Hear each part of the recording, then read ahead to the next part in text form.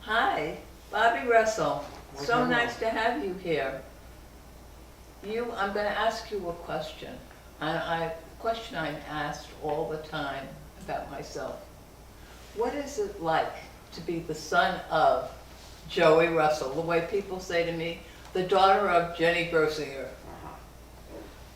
Joey, I think I should just tell people who Joey was. Joey Russell was a very good friend of Grossingers. Joey Russell came to Grossingers as Colonel Clown, am I correct? That's correct. And as time went on, and we'll talk about it a little bit later on in our conversation, he became part of the Grossinger family. So now tell me how you feel about being the son of. My whole life I was, oh, you're Joey Russell's son, you're Joey Russell's son.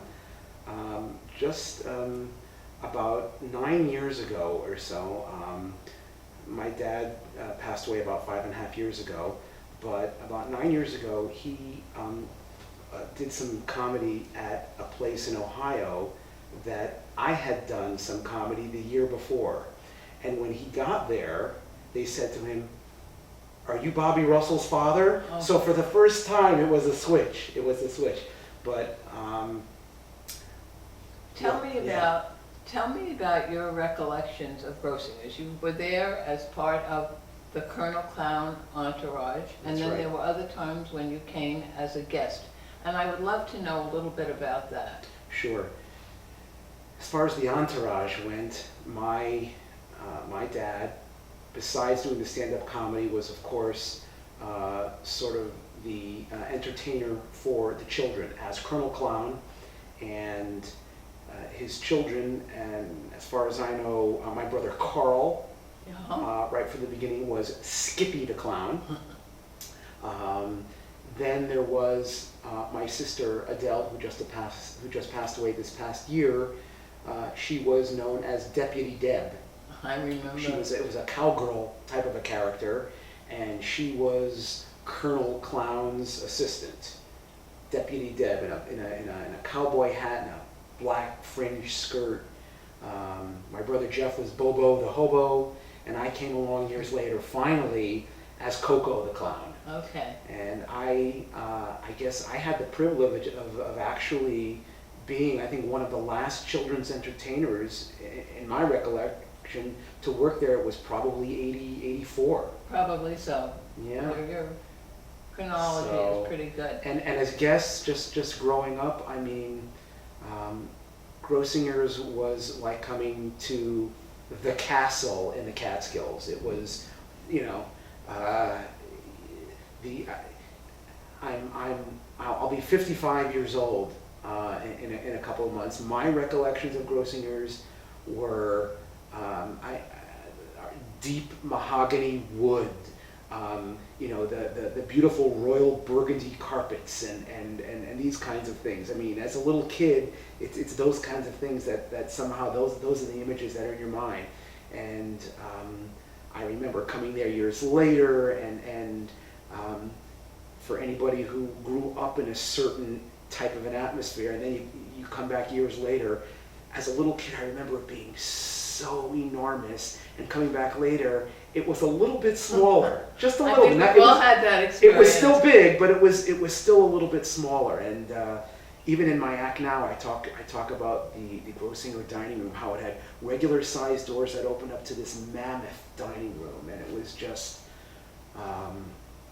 memories that will be etched in my mind forever. And how did you feel when you came and you could do your own thing? You didn't have to be at such and such a time to be part of the program. How did you feel about the employees and how they were with the guests and so forth? The Grossinger experience. You know, I meet so many people now. I'll do a show and people will come up to me because I do a whole routine about the Catskills, which includes Grossingers. People will come up to me and say, you know, I was a waiter at Grossingers. I was a busboy at Grossingers. Oh, yes. And they talk about how it was, the tips were pretty good back in the day. Oh, for yes. them. Got a lot of people through graduate school and through college. Yeah. but it was real. I know it sounds trite, but it was like a family. Exactly. And especially because the Russell family worked there year in and year out. And it was my father, of course, as the matriarch of the family, doing the clown shows and then the adult stand-up comedy in the later years.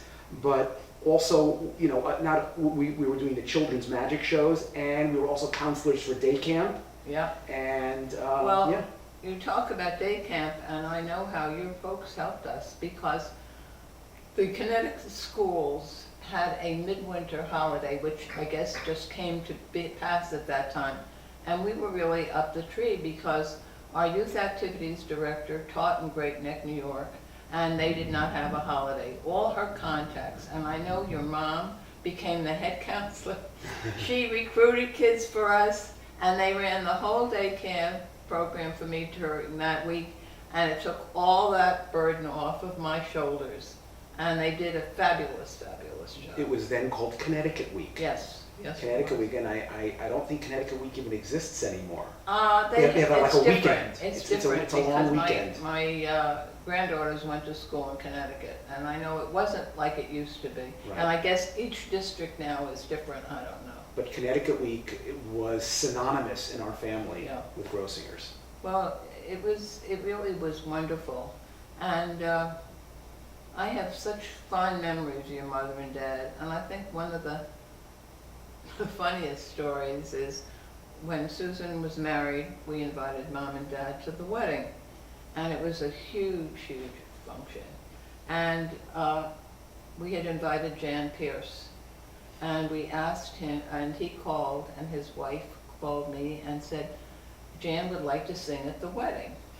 And so I said, as far as I'm concerned, that's great, but I gotta ask the kids, you know how kids are. Mm-hmm. So I asked them, and Susan asked her then husband, and he said, sure, but I would like him to sing the Impossible Dream. So now the wedding is starting, and Jan starts to sing, and your mother tells me that this lady is sitting next to her. And by the way she was dressed, she knew that she wasn't an invited guest. And as Jan starts to sing, she pokes her husband. She says, you think that with all the money they spent on this wedding, they could get somebody who knows how to sing.